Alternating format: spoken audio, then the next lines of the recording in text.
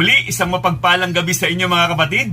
Miyerkules na naman po ngayon, midweek service po natin. Tunay po na napakabuti ng ating Panginoong Diyos. Ang lakas na meron tayo, hininga na meron tayo, galing sa Diyos yan kapatid. Sa mabuti at masama, dapat na magpasalamat at magpuri sa ating Panginoon.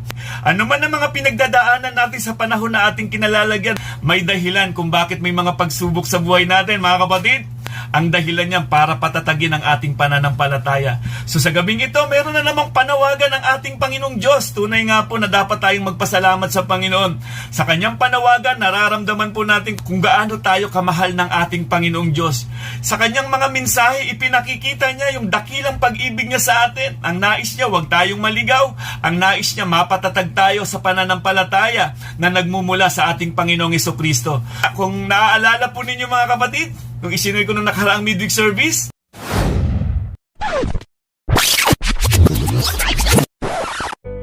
maliligtas kaya ako? Ang duty po nating mga mananampalataya o Kristiyano ay bahagi ang mabuting balita. Lahat po nakaririnig ng salita ng Diyos, pero ilan lang nga ba ang tumatalima? Pero tatandaan po natin lagi ito, maaaring hindi tanggapin o maaaring may tumanggap. Dalawang magnanakaw na nakasama ni Kristo at ang dalawang ito naghahanap ng kaligtasan. Ano ang pagkakaiba ng dalawang magnanakaw? So mga kapatid, number 1, nagkaiba sila sa kanilang layunin. Unang kahilingan ng isang magnanakaw na si Hestas ay mapalaya sa pisikal na kalagayan. Kaligtasang pisikal ang kanyang nais. Ang layunin ng isang magnanakaw na ito ay ang kaligtasang spiritual. Makikita natin ang pagkakaiba. Kaya nga minsan sa atin po mga kapatid, bakit kung minsan napapagpala tayo sa mga mensahe ng Panginoon, bakit naman yung iba hindi? Minsan may mga humahadlang. Minsan baka kasi ang ating mga mata nakapokus sa mga nakikita. Pangalawa po mga kapatid, nagkaiba sila sa kanilang pananampalataya. Ang sabi ng Panginoong Hesukristo, Ama, patawarin niyo po sila sapagkat hindi nila alam ang kanilang ginagawa. At narinig ito ng dalawang magnanakaw. Ang isang magnanakaw, walang pananampalataya. Makikita natin yung espiritu ng dyablo. Yung ginawa ng dyablo, parehas na parehas. Panunuya sa ating Panginoong Hesukristo. Ang kanyang nais lamang manatili sa mundong ito. Pero ang isang magnanakaw na iyon, gusto niyang makapiling ang ating Panginoong Hesukristo. Nanampalataya siya dahil narinig niya ang mensahe ng panawagan ng ating Panginoong Hesukristo. Hindi ba't yan? Kaya tayo naligtas, narinig natin ang panawagan ng ating Panginoong Hesukristo at ipinakita sa atin sa pamamagitan ng mabuting balita kung ano ang kalagayan natin, kung sino tayo na nagrebelde sa Diyos. Pangatlo po mga kapatid, nagkaiba sila sa kanilang direction. Hallelujah. Hindi naman po pwede na kumikilala kay Kristo at hindi kumikilala kay Kristo ay isa lang ang patutunguhan. Kapatid, may judgment po. Kaya kung sobrang enjoy na enjoy ka sa mundong ito at binaliwala mo na ang panawagan ng Panginoon, sa mabuti man at masama, lahat tayo magsusulit at haharap sa hukuman ng Panginoong Diyos. Ang hindi sumasampalataya at ang mananampalataya, siguradong magkakahiwalay po yan sa dulo ng kanilang buhay. Konting tiis lang hanggat nandito tayo sa mundo. Dahil hindi naman tayo iiwanan ng Panginoon, hindi niya tayo pababayaan. Kailangan naroon lang tayo sa misyon. Dahil doon ang may pangako ang Panginoon. Nasasamahan ko kayo hanggang sa dulo ng panahon. Kumusta ka kapatid? Dito sa dalawang magnanakaw na ito, nakita natin, nagkaiba sila sa layunin, nagkaiba sila sa pananampalataya, at sigurado din tayo sa direksyon na kanilang patutunguhan. Siguradong magkakaiba din mga kapatid. Kaya nga kapatid, magandang tignan natin, ano ba ang layunin mo bilang isang tunay na Kristiyano? Tunay nga pong napagpala tayo. At ngayong gabing ito, mapapagpala na naman muli tayo sa mensahe ng ating Panginoon. Naway nasa maayos kayong kalagayan sa mga oras na ito kapatid at nararanasan ninyo lagi ang kagalakan, kapayapaan at pag-asa. Mga kapatid, napakaganda po ng ating pag-aaralan sa gabing ito. Isang tanong na dapat na maitanim sa ating puso at sa isipan. Ako ba'y tunay na mananampalataya ni Kristo Jesus? Tayo po ang makakasagot niyan. Kailangan saliksikin natin ang ating sarili. Alamin natin kung ano ba talagang stand natin sa pagdating sa pananampalataya kay Kristo. Kasi may turo ang salita ng Diyos. May gabay ang banal na Espiritu at may bunga ang banal na Espiritu sa isang tunay na mananampalataya. So mga kapatid, basahin po natin ang ating scripture reading sa gabing ito upang mapagpala po tayo ng mensahe ng ating Panginoon. Colossians chapter 2, verse 6 to 7. Hallelujah! Sabi sa verse 6, sapagkat tinanggap na ninyo si Kristo Jesus bilang Panginoon, mamuhay kayo sa paraang karapat-dapat sa Kanya. Hallelujah. Verse 7, magpakatatag kayo at patuloy na lumago sa pagkilala sa Kanya. Magpakatibay kayo sa pananampalatayang itinuro sa inyo at lagi kayong magpasalamat sa Diyos. Hallelujah. Purihin ang salita ng Panginoong Diyos. Tayo po'y manalangin at magpasalamat sa Panginoon. Dakilang Diyos, maraming salamat muli sa mga salitang aming nabasa. Dalangin po namin, Ama, ang pagkilos ng iyong banal na Espiritu sa buhay namin. Abutin niyo po ang aking mga kapatiran na naroon sa kanilang mga tahanan. Bagamat online man ang aming gawain, Panginoon, kami po'y nananampalataya at naniniwala, Panginoon, na hindi nalilimitahan ang iyong kapangyarihan para kami pagpalain, Panginoong Diyos. Dalangin ko po, Ama, bilang inyong lingkod, gabayan nawa kami ng iyong banal na Espiritu. Itago niyo po ako bilang mensahero, Panginoon, sa inyong likuran at lumabas sa aking mga labi ang mensaheng nais mong iparating sa amin, Ama. Pagkilos ng iyong banal na Espiritu ang aming kailangan, Ama, sa gabing ito at patuloy ka naming mapaglingkuran habang kami nabubuhay sa mundong ito, Ama. Salamat po, naway maging lakas namin ang mensaheng ito sa gabing ito, Ama, at mapatatag kami sa paglilingkod sa inyo. Ibinabalik po namin sa inyo, Ama, ang pinakamataas na papurit pasasalamat sa pangalan po ng aming Panginoong Yesus. Amen. Hallelujah. Purihin ang Diyos na makapangyarihan sa lahat. Napakaganda po ng ating nabasa. Ang sulat ni Apostol Pablo, gusto niya magbigay ng paalala sa mga taga-Kolosas. Gusto niya sulatan ang tahanan ng bawat pamilya kung paano makikitungo sa mga tao, kung paano humarap sa mga tao. Kaya yung tanong kanina, tunay ba talaga na mananampalataya ako ni Kristo? Ano bang pweba na pwedeng makita sa akin? So ang tunay na mananampalataya ay inaasahang namumuhay sa pagtitiwala sa Diyos. Hallelujah! Sa pagtitiwala sa ating Panginoong Hesukristo. Yan ang tatak ng tunay na mananampalataya. Si Kristo ang dahilan ng pagbabago ng buhay. Hindi mo ginawa, hindi mo pinagsikapan, at hindi rin tayo ang lumapit sa Diyos. Inabot tayo ng Diyos. Walang sino man ang makakaabot sa kaluwalhatian ng Panginoong Diyos. Kung meron lang, di hindi na bumaba si Kristo para mamatay sa krus, para mag-alay ng kanyang buhay, kung kaya naman pala nating magpakabanal at maging matuwid sa harapan ng Panginoon. Sa huling kapanahunan, maraming mga mensahero, nagagamitin din nila ang Biblia para linlangin ang mga tao. Pero tayo pong mga tunay na mananampalataya, nasa atin ang banal na Espiritu ng Diyos. Gagabayan tayo kung ano ang nararapat. Sa mga tunay na ligtas, ligtas na talaga yan forever. Hallelujah. Hindi nawawala ang kaligtasan sa mga tunay na ligtas, mga kapatid. Dahil nasa atin ang banal na Espiritu ng Diyos na siyang pauna, tatak na hindi kailanman mapapahamak. So mga kapatid, ano ang mga gawain at tumanggap kay Kristo Jesus? Ito na yung nakikita natin. Unang-una dito, nakikita yung pamumuhay. Namumuhay sa paraang karapat-dapat. Hallelujah. Karapat-dapat na ayon sa salita ng Diyos, ayon sa layunin ng Diyos. Kaya nga, sa mga tunay na Kristiyano, mahalaga sa atin ang salita ng Panginoon. Yan lang ang pwede nating sandigan, yan lang ang pwede nating tayuan. Kaya nga, lagi tayong nananabik na makinig ng mabuting balita. Kaya mahalaga sa atin ang Bible study, mahalaga sa atin ang araw ng pananambahan. Parang ginto na sa atin yan, sagrado na sa atin yan, na hindi na tayo matitinag. Pangalawa, nagpapakatatag at lumalago sa pagkilala sa Diyos. Hallelujah. Anumang mga pagsubok, hindi tayo lumiko ng landas. Dahil alam natin, ang tinatahak natin ay ang kaluwalhatian ng ating Panginoon. Hindi tayo lumiliko sa pamantayan ng Panginoon. Kung ano ang sinasabi ng Panginoon, mapapanghawakan natin. Hindi maaaring lumiko ang mga tunay na Kristiyano. Pangatlo, nagpapakatibay sa pananampalatayang itinuro sa atin. Diba? Nagpapakatatag tayo. Yan yung paalala ni Apostol Pablo kay Timothy. Ipaglaban mo ng puspusan ng pananampalatayang kay Kristo. Ipaglaban po natin sa panahon po natin kinalalagyan. Kung tunay na Kristiyano ka, maninindigan ka sa katotohanan. Dapat nakaka-impluwensya ang liwanag natin sa ibang hindi mananampalataya. So pang-apat po, nagpapasalamat lagi sa Diyos.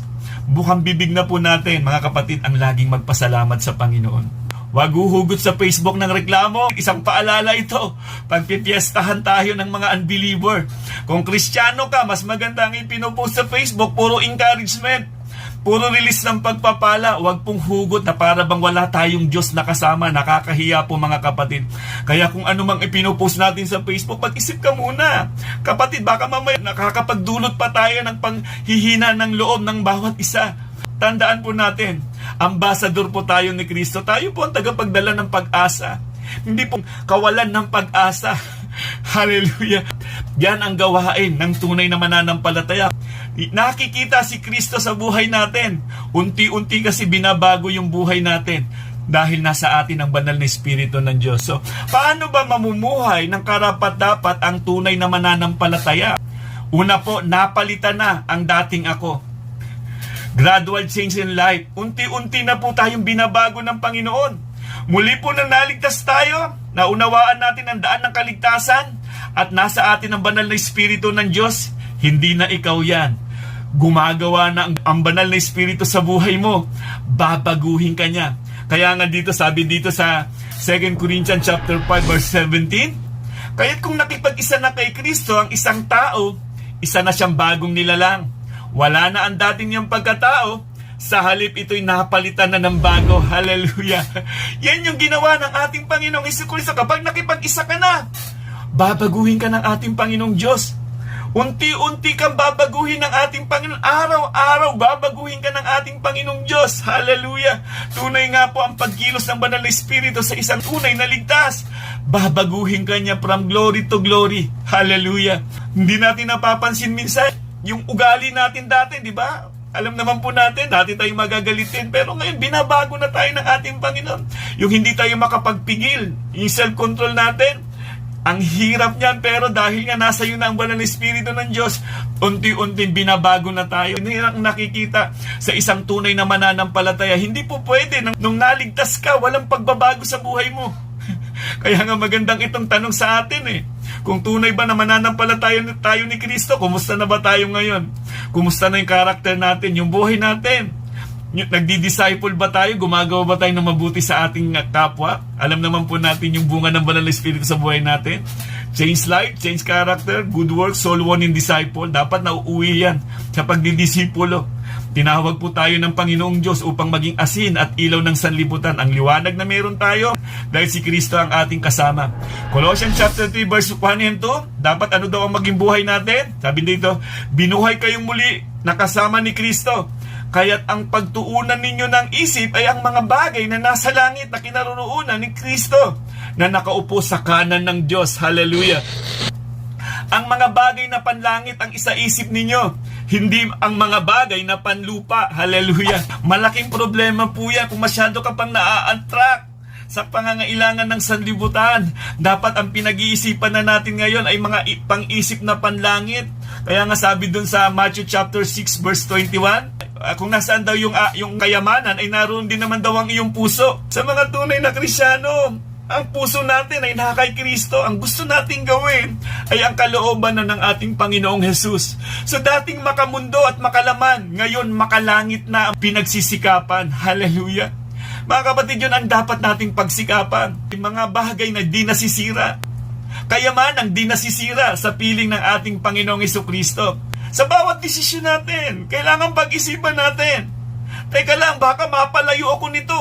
Teka lang, baka hindi ito kalooban ng Panginoong Diyos na gagawin ko. Ang ganda-ganda ng plano ng Diyos, bakit kaliliko? Bakit kahihiwalay? Kapatid, isara na ang mga bakod na bukas para hindi makapasok ang kaaway. Mahihirapan ka naman muling bumangon. May mga pagsubok na namang darating sa buhay mo. Isang napakalaking pribilehiyo na masamba natin ang ating Diyos. Ibinigay niya yan para sa atin upang patuloy tayong lumago sa ating pananampalataya, mga kapatid. Dahil nasa atin ang banal na Espiritu ng Diyos, kailangan nating magdesisyon. Nakaangkla ba sa salita ng Diyos? Bata pa tayo, careless tayong magdesisyon, wala tayong pakialam. Pero ngayon, nauunawaan na natin ang kaligtasan. Nauunawaan na natin kung sino ang mapapahiya sa buhay na meron tayo. Kapag nagdesisyon tayo, naliko sa kalooban ng Panginoon, sino ang napapahiya?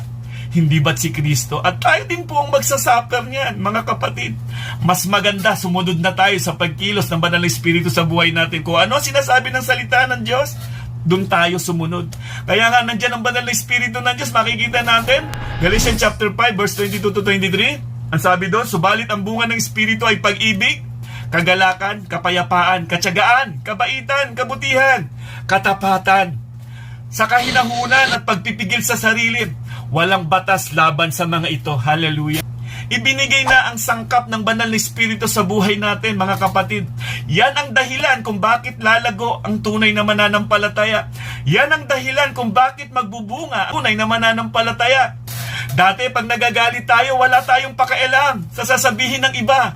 Pero ngayon, dahil nasa atin na ang banal na Espiritong mula sa Diyos, nagtitigil na tayo, nagkukontrol na tayo. Kung sakali naman na nagkakamali tayo, humihingi tayo ng tawad. Mga kapatid, tandaan po natin ito. Ang pagkilos ng banal na Espiritu ng Diyos nandyan sa atin yan. Ang nais niyan, mapabanal tayo at mabigyan natin ng kaluguran ng ating Panginoon. Kung sinasabi mong Kristiyano ka, pero kung wala ka pang self-control, maaaring nasa proseso ka pa, pero tandaan mo, ang nais ng Diyos, mapagtagumpayan natin ang anumang atake ng kaaway sa atin. Maaaring ginagalit ka niya minsan, tandaan mo yan. Pwede namang iwasan. Pwede namang manahimik sandali lang. Di ba? Huwag nating hayaan na ataklihin tayo ng kaaway. Higit na makapangyarihan ang banal na Espiritong ibinigay sa atin ng Diyos kaysa sa Espiritong ibinibigay ng sanlibutan. May Espiritu din ng sanlibutan. Kaso nga lang yan, dadalhin ka niya sa kapahamakan. So every action has a conviction. Merong tagapag-apaalala sa atin. Meron tayong comforter. Yan ang banal na Espiritu ng Diyos. Kailangan lamang po natin, mga kapatid, makinig. Palakasin natin, pakainin natin ang Espiritu, ang kaluluwa na meron tayo sa pamamagitan ng salita ng ating Panginoon. So paano ba mamumuhay ng karapat-dapat ang tunay na mananampalataya? Napalitan na ang dating ako. Napalitan na. Ang buhay mo ngayon, buhay na ni Kristo. Yan ang tatanda mo. Mag-ingat sa bawat kilos mo. Dahil si Kristo ang napapahiya. Kapatid, tandaan natin ito. Si Kristo ang dahilan kung bakit mayroon tayong pananampalataya, kung bakit mayroon tayong kaligtasan. Wala na pong iba. Hindi mo na pwedeng haluan ng Kristyanismo ng anumang relihiyon. Walang religion na makapagliligtas sa isang tao. Iyan pa nga yung dahilan kung bakit nag-aaway-away. Ang daan ng kaligtasan, taging kay Kristo lamang. Tanggapin si Kristo bilang Panginoon at tagapagligtas ng buhay natin. Pangalawa po, nagagabayan ng banal na Espiritu. Sa mga tunay na Kristiyano, hindi na tayo nangangapa sa kadiliman. May gabay na tayo, ang banal na Espiritu ng Diyos. Hallelujah! Yan ang madalas na kumukonbik sa atin kapag lumiliko tayo ng daan. Yan ang pumapalo sa atin na huwag mong tatahakin yung kapatid. Kaya nga minsan, pag ayaw mong pumunta sa gawain ng Diyos, meron diyang pumipitik sa atin. Hindi kanyang titigilan. Kasi ang nais niyan, mapabanal ka. Pero minsan kasi, madalas, maraming mga Kristiyano hindi nakikinig sa tinig ng banal na Espiritu ng Diyos. Natatakot sila. Baka kasi kapag pumunta sila sa ganitong gawain kung saan lalago ang pananampalataya, baka mawalan sila. Yan, laging may desisyon. Mga kapatid, pipili lamang po tayo sa dalawa eh. Pipiliin lamang natin, kalooban ba ng Diyos o hindi kalooban ng Diyos? Diyan lang yan. Kung kalooban ng Diyos, doon ka. Romans chapter 8 verse 14 to 15. Ang lahat ng pinapatnubayan ng Espiritu ng Diyos ay mga anak ng Diyos. Hallelujah! Sapagkat hindi ibinigay sa inyo ng Diyos ang Espiritu upang kayo gawing mga aliping namumuhay sa takot. Hallelujah! Sa halip ibinigay sa inyo ang Espiritu upang kayo gawing mga anak ng Diyos. Kaya nakakatawag tayo sa Kanya ng Ama. Ama ko. Malaya na tayo makatawag sa Ama. Malaya na tayong nakakalapit sa Ama. Maunawaan natin yung identity mo kung sino ka ngayon. Kung ano ka ngayon. Si Kristo na ang naghahari sa puso natin. Dapat siya yung number 1 sa buhay natin. Mga kapatid, kung tunay na Kristiyano ka, lalago ka lamang. Kung ating mga mata, kung ating paningin, kung ating pananampalataya, kilala natin kung kanino. Kay Kristo dapat. Siya ang matibay na pundasyon ng ating pananampalataya. Dapat yung paningin natin nakatuon na kay Kristo, hindi sa mga tao. Fix your eyes on Jesus para magpatuloy tayo sa paglilingkod sa ating Panginoong Diyos. Hallelujah! Hindi tayo madadaya dahil ang banal na Espiritu nakasama natin. Siya ang gumagabay sa atin, nagpapalakas, nagpapatibay, nagpapalago sa ating pananampalataya. So paano ba tayo ginagabayan ng banal na Espiritu? Ang banal na Espiritu ang nagtuturo sa atin sa ating pananalangin ng tama na nakalulugod sa harapan ng ating Diyos. Hallelujah! Sa pagbabasa ng salita ng Diyos, ang banal na Espiritu ng Diyos ang siyang nagtuturo sa atin. Kung minsan, nagbabasa tayo ng Biblia, kung saan tayo dinadala, pinupuno niya pala ang pangangailangan nating espiritual. Pangatlo, sa pakikipag-usap natin sa ibang tao. Dapat nahahayag si Kristo sa pakikipag-usap natin sa tao. Dapat si Kristo ang bida sa pakikipag-usap natin sa tao. Kumusta tayo kung makipag-usap sa ibang mga tao? Naisishare ba natin si Kristo sa ibang mga tao, sa lalong-lalo na sa hindi mananampalataya? O nahihiya tayo na sabihin natin Kristiyano tayo? Mga kapatid, wag nating ikahiya yung identity natin na si Kristo ang ating kasama. Sa pagbuo natin ng ating mga desisyon, kumusta? Kasama ba natin si Kristo sa mga desisyon natin? Hallelujah! Katulad ni Lot, nagdesisyon na piliin ang lugar na ang akala niya magbibigay sa kanya ng benepisyo sa kanyang pamilya. Pero alam naman po natin ang kwento ng buhay ni Lot. Nasalot po siya dahil sa maling pagpili. Minsan sa mga desisyon natin, kapatid, kailangan nakaangkla sa salita ng Diyos. Kung hindi yan nakaangkla sa salita ng Diyos, di bali na, kung sa isip mo parang malulugi ka. Huwag na natin masyado pang palalimin. Sa araw na lang ng pagsamba, sasamba ba ako, magtatrabaho ako, o dito na lang ako sa bahay. Kapatid, kapag hindi ka sumamba sa araw ng pananambahan, wala kang matatanggap na pagpapala. Huwag nating tanggapin lagi online lang. Pwede naman tayong pumunta sa ating local church, di ba? Di ba? Wala naman ang banta ng COVID ngayon. Ang problema ngayon dito, may banta ang kaaway. Mas madalas nating, okay na lang ako dito. Minsan kasi sa comfort zone na lang tayo. Pero kapatid, mas masarap kung ano yung dati nating pagsamba. Nagkaroon tuloy ng alternatibang mga Kristiyano ngayon. Dati, sumasamba naman, pumupunta naman sa iglesia. Nung nagkaroon ng COVID, may mga naiwan, di pa naka-move on. Tinanggap na lang na gano'n ang kalagayan. Nakalulungkot na kalagayan. Kung tunay na Kristiyano ka, mananabi ka, makapellowship ang kapwa mo mananampalataya. Yung masidhi nating pag-asa at pagpapahalaga sa Diyos ang nagbibigay sa atin ng buhay. Araw-araw, laging may revelation sa banal na Espiritu sa buhay po natin. Tandaan mo yan. Sa isang tunay na mananampalataya, kailangan nakikita sa buhay mo ang ebidensya na talaga bang ikaw ay tunay na Kristiyano. Di ba?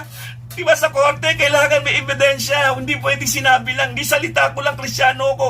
Kailangan mapatunayan, makita sa buhay mo na tunay ka ba talaga Kristiyano? Hallelujah. Dapat kakaiba ang lakad mo. Hindi ka parang nagmimistulang parang hindi mananampalataya. Sa kita pa lang at galawan pa lang, sa pagrespeto pa lang ng salita ng Diyos, nakikita na sa'yo. May nangangaral na, tayo ka pa ng tayo, ang ingay-ingay mo pa. Dapat respeto na, paggalang sa salita ng Diyos. So hindi natin masasabing tayo'y Kristiyano kung walang ebidensya, kung walang mga saksing makakapagpatunay sa ating binagong buhay. Kung hindi sa atin nakikita ang bunga ng banal na Espiritu, makikita yan ang una, yung kalapit mo sa buhay mo, kamag-anak mo, asawa mo, kung sino man, makikita yan. May ebidensya na nabago ka. May ebidensya na nabago ka sa mga nagsasabi may bunga ng banal na Espiritu ng Diyos. Hindi puro bunganga lang.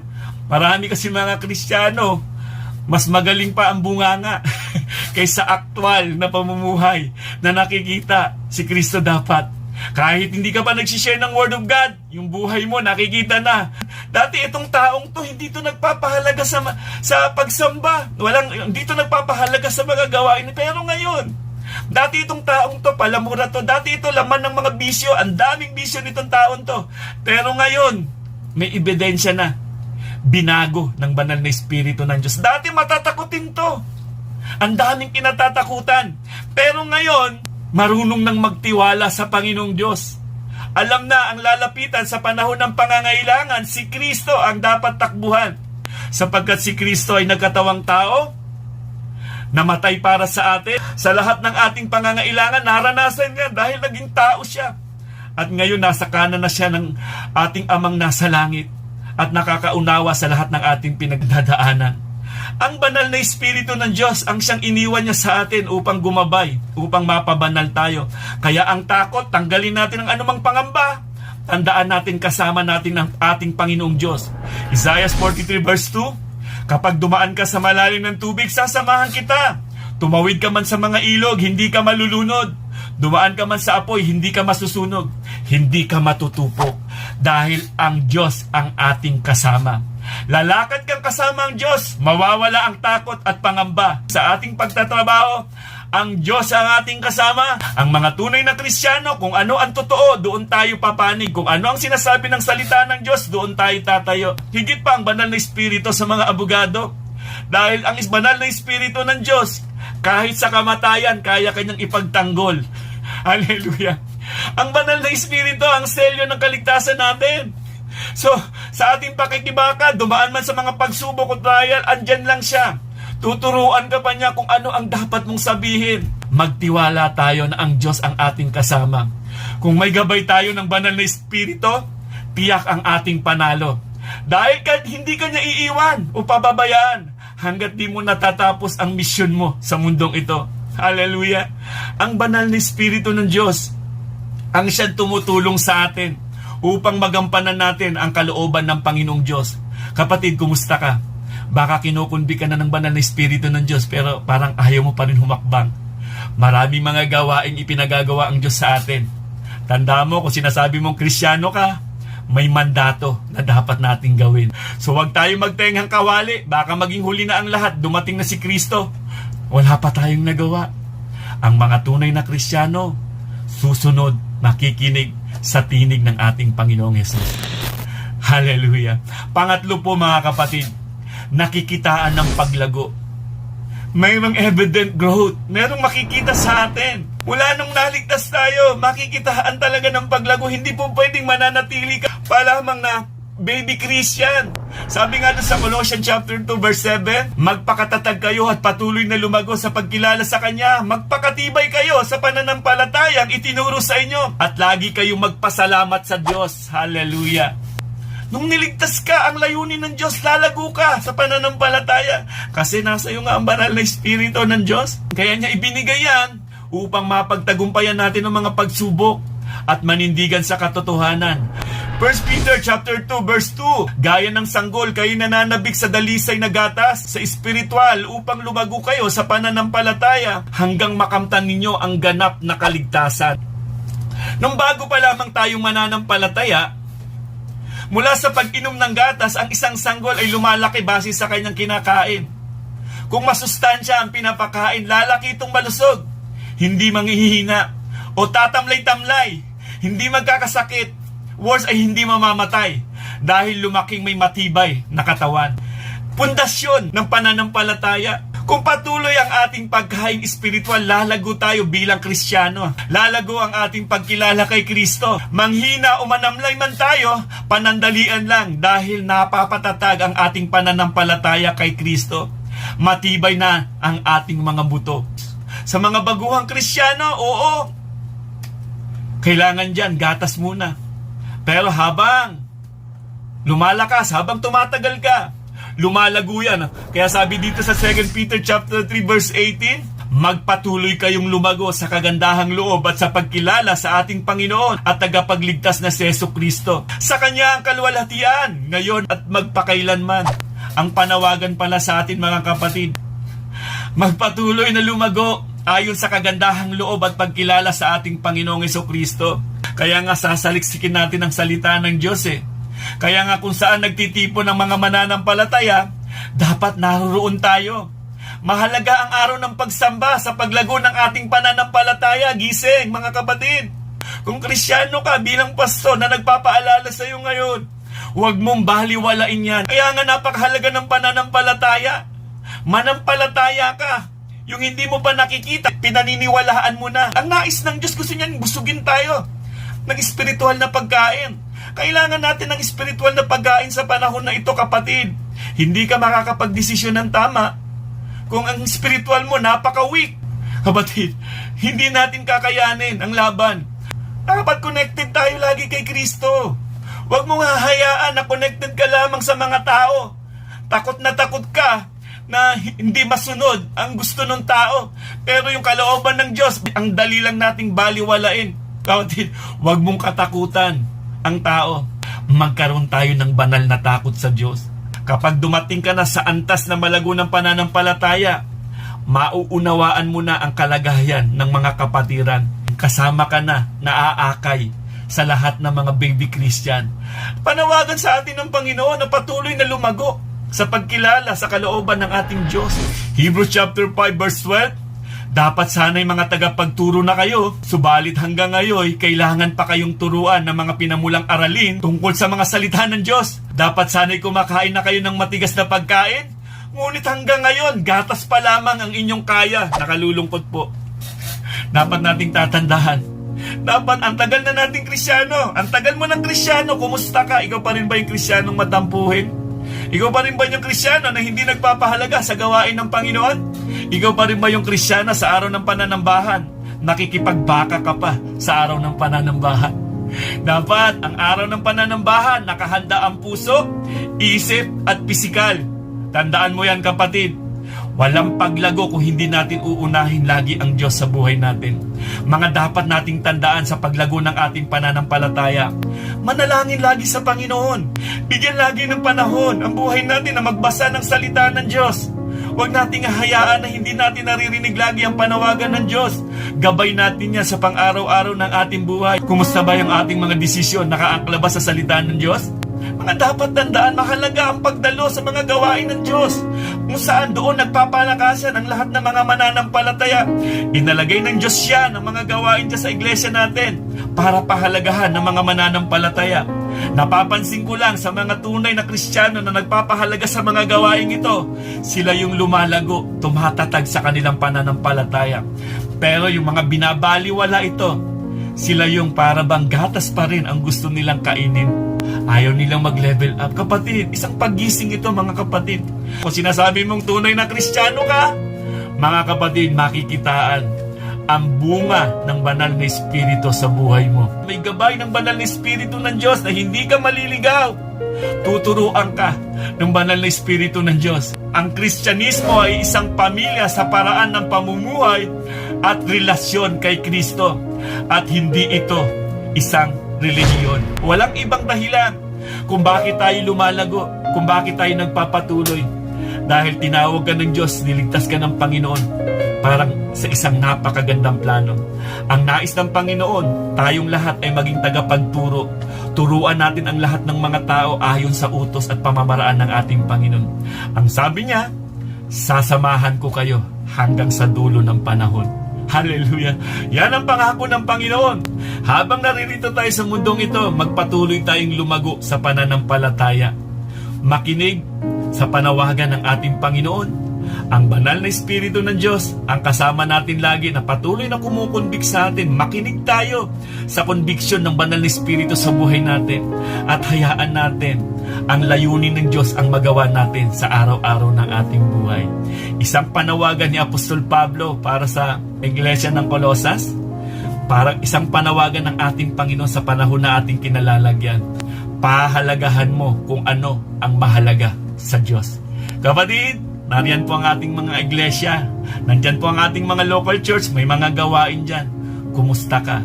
Kailan ka ba papasan ng krus ni Kristo na ipinagagawa niya sa atin? Nawa, bago po maging huli ang lahat, kapatid, isang panawagan na dapat na matanggap natin. Ang isang Kristyanismo, isang pamilya sa paraan ng pamumuhay at relasyon kay Kristo. Hindi ito isang relihiyon. Ang sabi nila, dito na ako, ito na yung nakagisnan kong relihiyon, dito na rin ako mamamatay. So, si Kristo ang dapat na mahayag sa buhay natin. Makita si Kristo sa buhay natin. Makita si Jesus sa buhay natin. Habang nabubuhay tayo sa mundong ito, manindigan sa katotohanan at patuloy na lumago sa pananampalataya. Yan ang tatak ng isang tunay na Kristiyano. Hindi matitinag sa anumang mga pagsubok dahil mayroon tayong gabay, ang banal na Espiritu ng Diyos na ibinigay niya sa akin. Mga kapatid, naway na pagpala tayo sa isang napakagandang panawagan na naman muli ng ating Panginoon. At patuloy po nating ipahayag sa pangalan po ng ating Panginoong Hesukristo, may kagalakan, may kapayapaan, may pag-asa. At sa pangalan po ng ating Panginoong Hesukristo, may buhay na walang hanggan. God bless and God first. Dapat una lagi ang Diyos sa buhay natin. Purihin ang Panginoon. Hallelujah. Ang puso ko'y dinudulog sa'yo. Nagpapakumbaba, nagsusumango, paging dapatin mo, ikaw ay mamasdan, baka di ikaay.